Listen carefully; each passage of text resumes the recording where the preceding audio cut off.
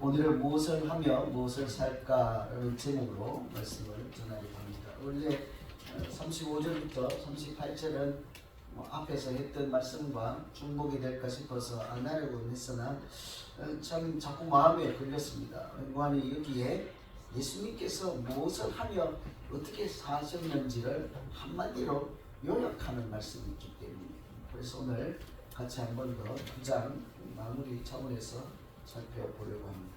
얼마 전에 여러분도 다 보시고 들어서 아시겠지만 참 이렇게 기쁜 소식이 하나 있었습니다.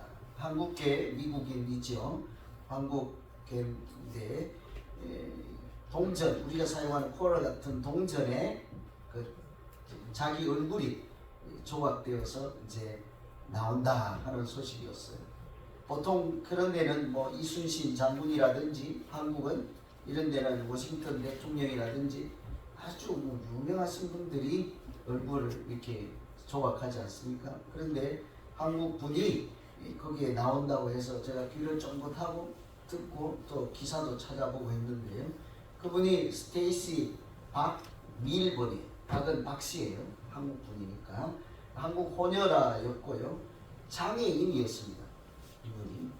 그리고 사실은 3년 전에 돌아가셨어요. 근데 좀 놀라운 것은 잡고 왔을 때가 33살이었습니다. 그런데 제가 이 소식을 듣자마자 이렇게도 살 수 있구나. 33살 살면서도 이순신 장군 반열에 조지 워싱턴 대통령 같은 반열에도 올라갈 수 있구나. 인생을 어떻게 살아야 하지? 무엇을 하며 사는 것이 잘 살았다고 할 수 있을까? 이분의 기사를 통해서 참 많은 생각을 하게 되었습니다. 얼마나 어려운 삶을 살아냈겠어요. 장애인인데다가 불치병이 있었습니다. 이렇게 퇴행성 근육질환인데 선천성 근이양증, 근이양증, 근데 잘 이름도 잘 모르는 그런 병도 있고 했는데도 불구하고 학창시절 고등학교 이럴 때부터 인권운동을 한 걸 장애인들 또 약자들 소외된 사람들의 인권을 위해서 자기 몸이 시원찮으니까 뭐 할 수 있겠어요? 어떻게 뭐 대단한 고함을 지르겠습니까? 뭘 하십니까? 글을 쓴 거예요. 그러니 그 지역 커뮤니티에서도 알아주고 행정부, 연방정부에서도 이렇게 위원으로 발탁할 정도로 대단한 인물이 있었다. 이 기사가 없었으면 모르고 지나갔겠죠. 그래서 어쨌든 참 이 분을 보면서 우리가 얼마나 오래 사는 것, 우리 모두에 관심사지요, 그죠? 여러분 다 100세는 지나가실 거잖아요. 아니에요? 아무도 기분 나쁜 사람 없다고. 그냥 제가 권사님 100원 채우세요 그러면 욕하지 마 그러면서 입은 웃고 있어요. 다 잘 보세요. 다 우리가 얼마나 오래 살고 부자로 살고 높은 지위로 살고 이런 것이 우리의 관심사인데 그런 것이 전부가 아니다. 아무리 짧은 인생을 살지라도 의미 있게 사는 방법도 있구나. 하루를 살아도 의미 있게 살아갈 수도 있구나. 김정환의 그 가사인가 하루를 살아도 뭐 있는데 행복할 수 있다만 아닌가? 그죠? 이 뭐 유행가뿐만 아니라 우리 그냥 인생뿐만 아니라 우리 믿음도 마찬가지이지 않겠습니까? 하루를 믿어도 하나님이 기억할 수 있는 믿음. 90년 또는 50년 믿어도 그냥 뭐 하나님 모르는 믿음 말고 하루를 믿고 1년을 믿든 며칠을 믿더라도 하나님이 기억할 만한 믿음도 있겠구나. 저는 이 기사가 참 쇼킹하였습니다. 제 자신을 참 많이 돌아보는 계기가 되었죠. 맹관이 제가 이 말씀 예수님께서 어떻게 사셨는지를 가지고 계속 이제 말씀 묵상하고 설교 준비하는 와중이라 그렇다. 이 기사로 처음에 한번 오픈을 하면 좋겠다는 생각이 얼른 들었어.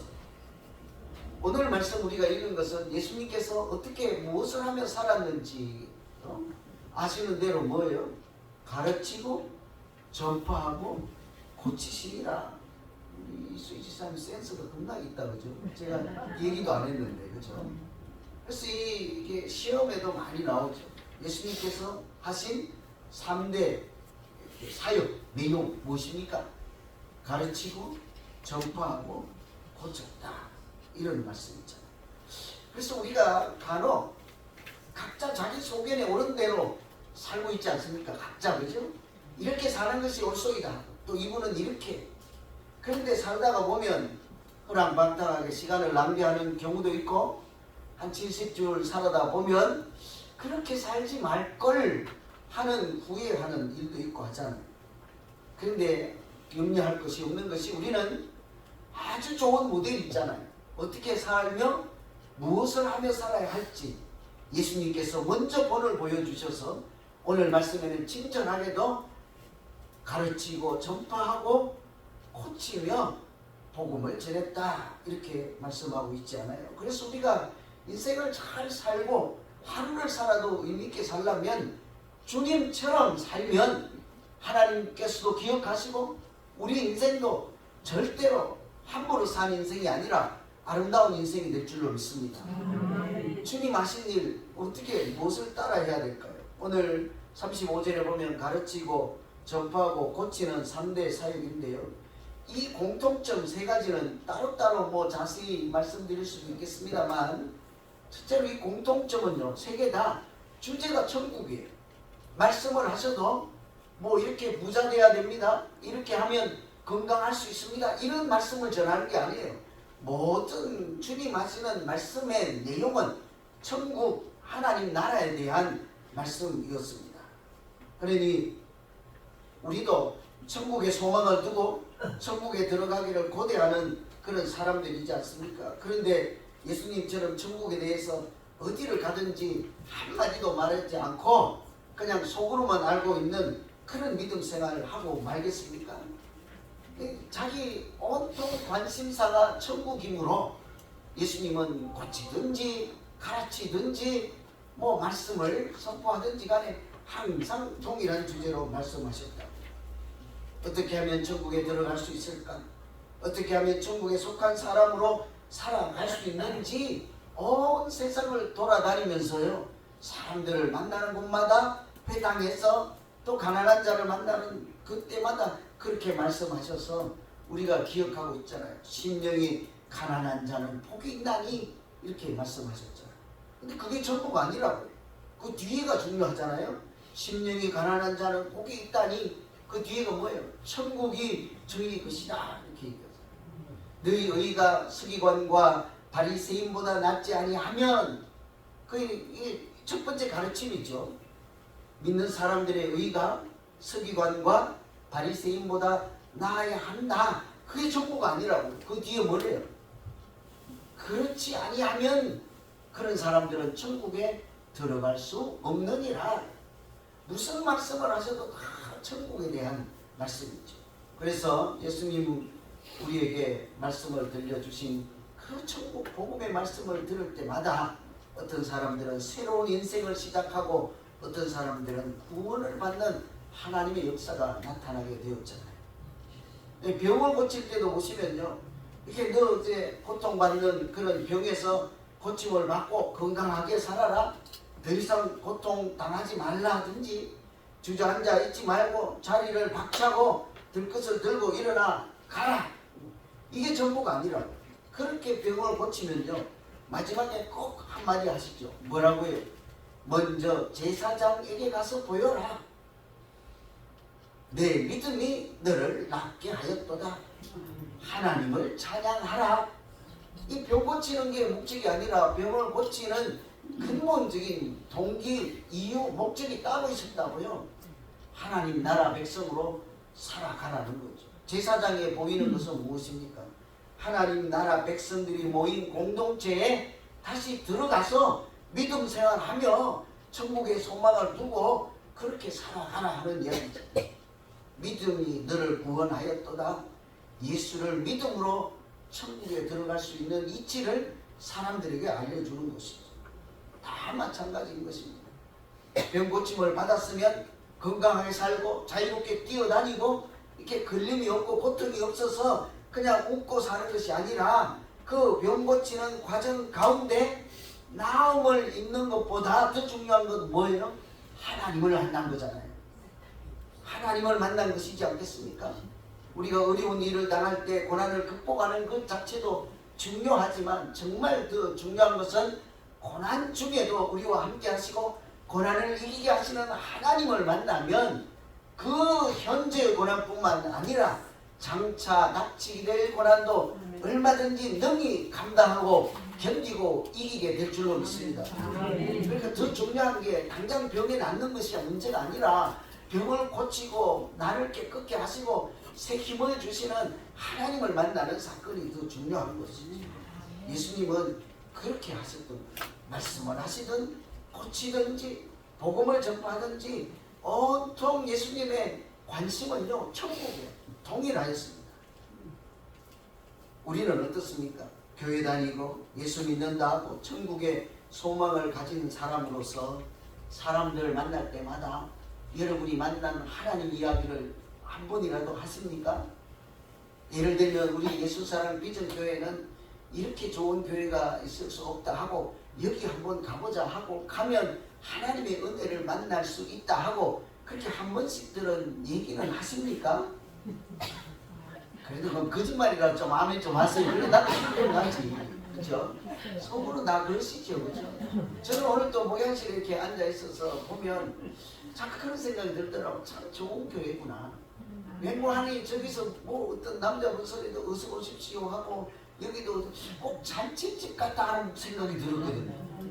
제 3자적인 관점에서 여러분이 주일날 교회 와서 마당에서 사람들을 만나고 대하고 예배를 준비하고 식사를 하고 이런 그림을 한번 보고 그 소리만 듣고 있으면요 이곳이 천국이다 하는 생각을 할 수 있거든요.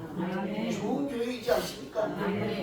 그러면 우리 교회에 가서 하나님 없는 인생이 아니라 예수 믿는 인생, 하나님이 함께 하시는 인생, 그런 믿음 생활로 이렇게 새롭게 한번 살아보자 하고 자기가 만난 천국에 대한 이야기를 하는 것이 우리가 살아가야 할 구체적인 삶의 내용이라는 것이죠. 그 한 개씩 따지고 보면 말씀을 전하든지 또는 우리가 스스로 먼저 말씀을 배우든지. 그래서 제가 내년에 벌써 이제 고민들을 하는데요.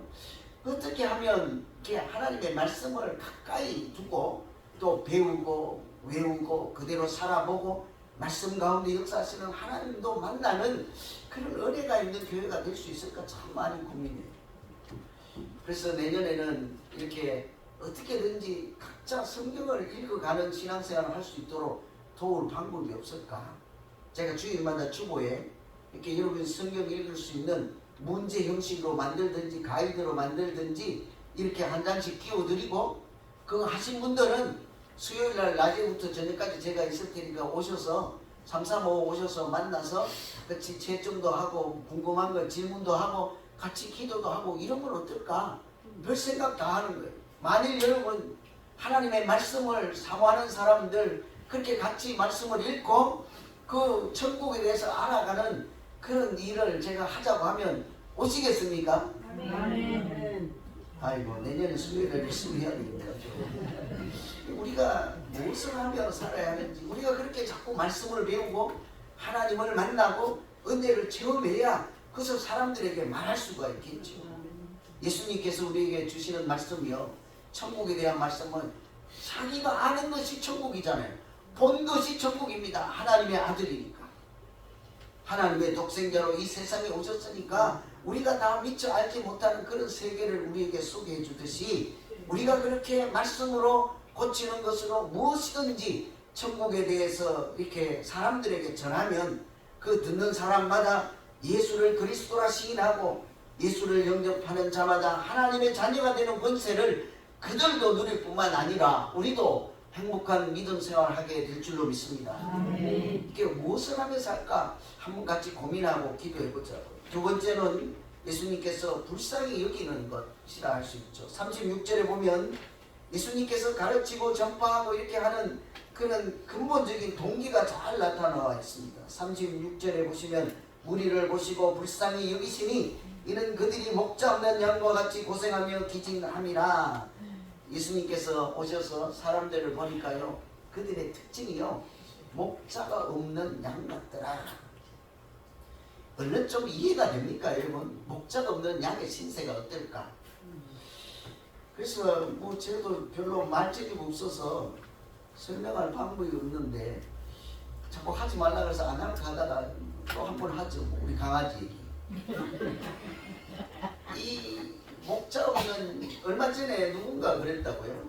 우리가 강아지를 키우든 앵무새를 기르든 무엇을 하든지요, 나는 내 인생의 그것이 일부라고요. 취미 활동을 하든지. 그런데 그 당사자 거꾸로, 예를 들어서 강아지를 키우면 강아지에게, 앵무새를 키우면 앵무새에게는 주인이 자기의 전부다 그러더라고요. 제가 그 말을 듣고 많이 이렇게 회개하고 깨닫는 바가 있었어요. 제가 이제 늘 뭐 교회에 있든 집에 있든 늘 이제 교회를 위해서 말씀을 준비하고 뭐 여러 가지 일을 계속 하잖아요. 가만히 있지 않는다고요. 항상 그러면 이게 얘가 같이 놀아주질 않으니까 어느 날 너무 조용한 거예요. 밖에 내보냈는데 아무 기척도 없어서 좀 안 됐기도 해서 살건 제가 가봤죠. 그러니 한쪽 구퉁이에 쭉 뿌리고 앉아가지고 저거 쭉 빼고 우울증 걸린 애기처럼요, 그렇게 낭망해서 있더라고. 그 순간을 보면서 내가 아무리 바빠도 제게는 주인인 내가 전부라는데 내가 너무 내 이기적인 생각으로 내 일만 하고 있지 않은가, 저놈 불쌍히 여기는 그런 마음을 좀 이렇게 시간을 아껴 쓰고 또 부지런을 떨면 잠시 잠깐이면 될 텐데 하는 생각이 들었어요. 중요한 일 하다가 제가 강아지 데리고 그 앞에 5분 돌았다니까. 지금 그 참 우리가 목자 없는 꼴이 어떤 꼴인가 하니 마치 그 강아지 꼴인 거예요. 하나님 앞에 우리가 하나님 없으면 마치 우리가 우울증 걸리는 환자처럼 어느 구퉁이에 앉아서 절망하고 허공을 바라보며 그냥 멍 때리는 사람처럼 그렇게 살아갈 수밖에 없는 것이요, 우리들의 모양이라고 할 수 있는 것. 가장 목자 없는 양 같은 것을 우리가 쉽게 알 수 있는 것이 고아라고 생각합니다. 고아들. 어머니 아버지를 일찍 여의고 자기가 무능력하여서 이렇게 자기가 감당할 나이도 안 되고 능력도 없고 아는 것도 없어서 애기니까요. 그럴 때 어떻게 그 인생을 감당해 내겠습니까? 어른들인 우리도 이 세상을 살아가기가 힘든 세상인데 그 아이들이 어떻게 자기 인생을 개척해 나가겠냐고요. 절망 그 자체이지 않겠습니까? 전쟁의 정당성 누구 잘잘못을 따지기 전에 요즘 보면 그 텔레비전 화면에 보면 전쟁 피해로 인해서 고아들이 울부짖고 이렇게 하는 모습을 볼 때 우리 가슴이 아프잖아요.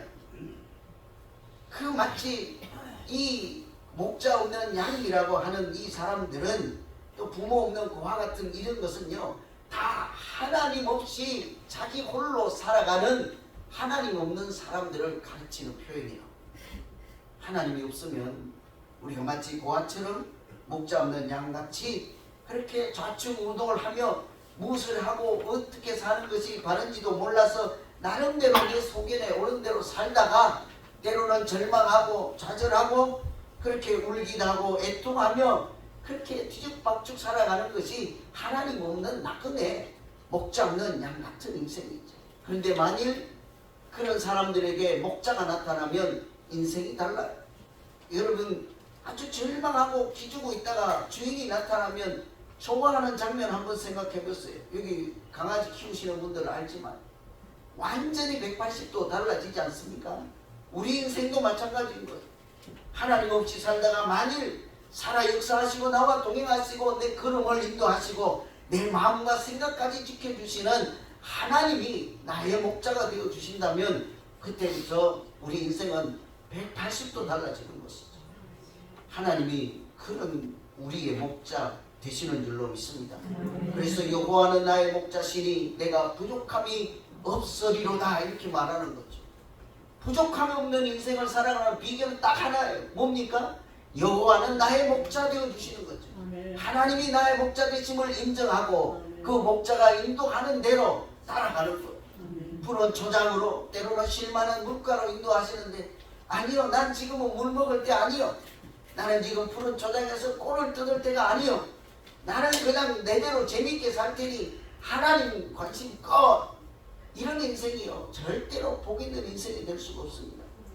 그러나 지금부터 우리가 여호와는 나의 목자 되심을 인정하면 하나님은 때에 따라 하나님의 때에 따라 우리를 푸른 초장으로 인도하시고 쉴만한 물가로 인도하셔서 영생이 있는 인생을 살게 하시고 진리로 자유케 하실 뿐만 아니라 생명이 있는 인생을 살아갈 수 있도록 도우시고 함께 하실 줄로 믿습니다. 아멘. 이렇게 살려면 우리가 하는 것은 주님 하신 것처럼요, 사람들을 불쌍히 여기는 것, 불쌍한 사람들을 흘러 보내지 않는 거예요. 지나치지 않는 것입니다. 한 영혼이라도 저 사람이 하나님 믿고 참 행복하게 살았으면 좋겠다 하는 간절한 마음이 있어서 성도 이름도 모르면요 그냥 그 모양을 생각하고 어디에 사는 누구라고 생각하고 그분을 위해서 기도하다 보면요 하나님의 기적이 나타난다니까요. 틀림없이 나타납니다. 여러분, 우리가 어떤 우리 낯선 이름 모를 사람들의 기도 없이는 예수 믿는 이 자리에 앉아 있을 수가 있었겠습니까? 저도요 얼마나 제가 고집이 세고 딱 이렇게 저거 했겠어요. 어릴 때 젊은 시절에 다 그렇잖아요. 젊은 시절에 내가 최고라고 살잖아요. 그런데도 눈물로 기도했던 사람들이 얼마나 많은지 몰라요. 저 삼천 교회 잘 다녀서 새 인생 살게 하시고 우리 외사촌 형수들이 멀리서 항상 기도하고 그렇게 했다고. 뭐 형수님 뭐 나라 뭐 할 게 있습니까? 다 우리가 그런 기도의 은혜로 살잖아요. 지금은 우리가 그 사랑의 빚을 갚을 때, 그러니까 하나님 모르고 그냥 시간을 낭비하고 자기가 아는 인생이 전부인 줄 알고 그렇게 사는 사람들을 그냥 흘려보내지 않고요, 대충 그냥 지나치지 않는 거예요. 불쌍하게 생각하고 저 사람도 하나님 만나서 새 인생 살도록 하나님 길을 열어주시고 이 부족한 나를 통해서도 하나님이 살아계심을 나타내시고 보여주시옵소서. 틀림없이 예수 그리스도께서 하신 일을 우리를 통해서도 얼마든지 하실 줄로 믿습니다. 한 사람 이야기하고 제가 마칠게요. 여러분 혹시 이름은 잘 모를 텐데요, 아시는지 보세요. 레오 버스카글리아. 혹시 기억나세요? 레오 버스카글리아. 이거 바로 우리 동네 아저씨였어요. USC 교수님이었으니까. 아주 유명한 분이죠. 작가예요. 여러분 아마 책 이름 되면 다 알걸요? 저는 이 그냥 내용도 모르고 책 이름 보고 사서 읽었던 일이 있어요. 살며 사랑하며 배우며 라는 책 있잖아요. 아주 거기 보면 뿐만 아니라 이분이 참 유명한 그 명언을 남겼죠. 사소한 것은 사소한 것이 아니다. 사소한 배려와 관심이 사람을 바꾼다. 남을 불쌍히 여기는 것이 우리가 뭐 거창한 일을 해야 그 사람이 변화되는 일이 일어날 것 같지만 아주 사소한 데서 하나님의 역사가 나타난다, 이런 얘기를 했다고요. 이분이요 한 번은 심사위원으로 일할 때였어요. 이게 무슨 대회인가 하니 이렇게 다른 사람에게 남을 가장 잘 생각해 줄 아는 사람, 다른 사람을 가장 잘 생각한다는 것이 배려한다 이런 거잖아요. 다른 사람을 가장 잘 배려해 주었다라고 판정할 수 있는 대회, 그런 대회에 1등을 뽑는 그런 대회가 있었어요. 이분이 심사위원이에요. 그런데 거기 우승자를 뽑고 보니까요, 어른들 다 물리치고 청년들 물리치고 장원에 뽑힌 자는 7살 꼬마였습니다. 7살. 뭘 했겠어요? 다른 사람을 뭐 배려하고 생각해주는 무슨 일을 7살짜리가 할 수 있었겠습니까? 이 아이가요, 옆집에 사시는 노인 어르신이 얼마 전에 아내를 잃어버리고 우울하고 이제 슬픈 가운데 있을 거 아니에요? 그래서 우시는 것을 보고 그 집 마당으로 쫓아가서 그 어른의 무릎에 앉아 있었던 거예요. 그리고 나중에 엄마가 물어보죠. 너는 그 옆집 할아버지 어르신께 무슨 말씀으로 무슨 말로 위로해 드렸냐? 이러니까 나 아무것도 안 했어. 나 아무것도 안 했어. 그냥 할아버지 우는 거 도와줬어. 여러분 어떻게 도와줄게? 눈물 흘리면 뭐 이렇게 할아버지 울지 마 했든지, 뭐 할아버지 뭐 이렇게 옆에 가만히 앉아서 자기도 훌쩍거렸든지 그분의 우는 것을 도와주었다 하는데요. 모든 사람을 뿌리치고 이 꼬마가요 그 대회에서 우승을 했다. 여러분 우리가 그러면서 이분이 하시는 말씀이 이웃을 위해 대단한 일을 해야 하는 것으로 우리가 잘못 알고 있을 때가 있다. 이 어린아이처럼 이웃이 그냥 있는 그대로 받아들이고 공감하고 함께 있어주는 그 자체가 그 사람을 불쌍히 여기는 것이고 그 이웃에게 가장 배려하는 것이다. 이렇게 얘기를 했다. 여러분 우리가 예수님처럼 불쌍히 여기는 것을 통해서 하려면요 기적을 일으키는 예수님 같은 일을 뭐 다 할 수는 있겠습니까?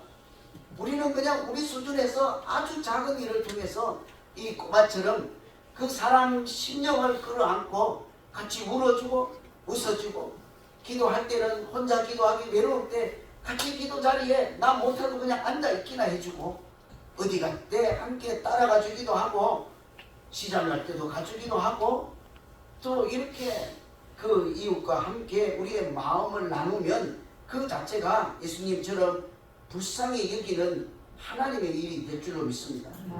어떻게든지 도와주려는 마음을 가져야 합니다. 실제적으로 도우는 일은 그 다음에 해도 결코 늦지 않기 때문입니다. 이분이 한 얘기예요. 어떻게든지 도우려고 하는 마음, 그것이 긍휼히 여기는 마음이에요. 구체적으로 무엇을 할 건지 내가 무엇을 할 수 있는지는 나중 문제라는 거예요. 여러분 목자 없는 양 같은 분들을 보시면요 지금 당장 내가 뭐 어떻게 할 수 있는 일이 없잖아요. 그럼에도 불구하고 스쳐 지나가지 않고 그분을 기억하고 내 마음에 담고 내 혼자 기도할 때는 그분은 모를지라도 내가 여기 앉아서 기도하면 하나님께서 얼마든지 그분의 마음을 변화시키고 하나님의 자녀가 되는 권세와 은혜를 허락하셔서 우리 믿음이 살아있는 것도 알게 하시고 그분도 새로운 인생으로 인도해 주실 줄로 믿습니다. 오늘 우리는 예수님이 하신 일을 한번 같이 생각해 보려겠습니다. 가르치고 전파하고 고쳐서 무엇이든지 간에 하나님에 대해서 얘기를 하고 또 우리가 긍휼히 여기는 것을 통해 하나님의 역사를 함께 체험하는 우리 모두 되기를 다시 한번 간절히 축원합니다. 기도하겠습니다. 하나님 아버지, 우리 인생을 어떻게 살아가야 할지 막막할 때가 있고 때로는 내가 참 잘 살아왔는지 되돌아보면 후회하는 일이 많을 때가 있습니다. 그래서 나 혼자 생각하지 말고 예수님께서 무엇을 하셨는지 가르치고 전파하고 고치는 일로 천국에 대해서 말씀하신 것처럼 우리가 무엇을 하든지 하나님, 내가 만난 하나님에 대해서 사람들과 대화하고 또 내가 겪고 경험한 하나님의 기적과 은혜를 세상 사람들과 나눌 때에 두세 사람이 예수 이름으로 모인 그곳에 하나님께서 하나님 나라인 천국을 세워주시고 우리가 그렇게 허송세월하지 않고 주님 따라 살아가는 우리 모두 되게 하여 주시옵소서.